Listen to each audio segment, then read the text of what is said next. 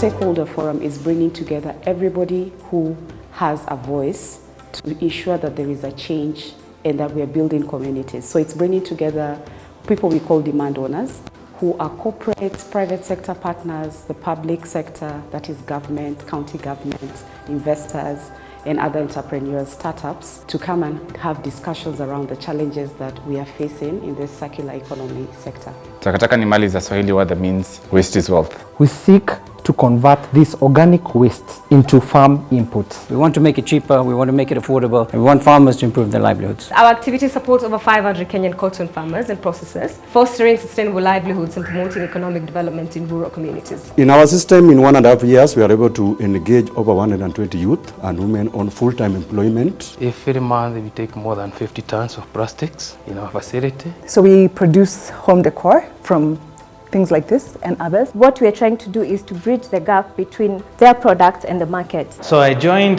this program to gain training and connect with peers in this industry. It was an opportunity for our company to open up and meet new people, and with this new network get to be trained in matters circular economy, more specifically on circular economy business models and how we can advance this agenda in a relatively new industry, especially in Kenya. By the end of this program, I'm expecting to have interacted with more entrepreneurs. I'm expecting by the end of this program, I'll know what HACOT is and what HACOT does, and to answer some of the questions that, I'm unable to answer. So we need to get to the place, what is this that you can recycle, you can remanufacture? And circular just simply pushes us in that direction. We're just thinking of what can you reuse, what can you remanufacture? We need a lot of in-kind support from the investors to also just help us articulate some of that business acumen. I leverage technology to link investors and stakeholders, so whether these are through deal rooms, whether these are through suppliers and people who are on the demand side, leveraging technology for collection and monitoring as well. Plug into the existing networks. There's already a huge infrastructure, offline, online, that exists, which must tie into the existing policies and the policy making. We have a lot of policies, but we need to make sure they're implemented and correctly. By developing the right policies, that means that the implementation will create that long-term commitment that as stakeholders we can bring in. I think policies and all this anti-discrimination about balance and not necessarily about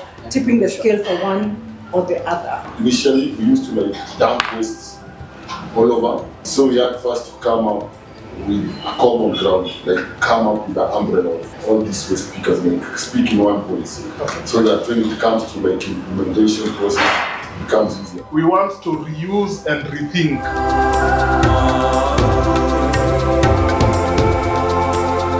We want to drive circularity forward, to have circular economy innovations in Nairobi that tackle different problems that we see here, different challenges.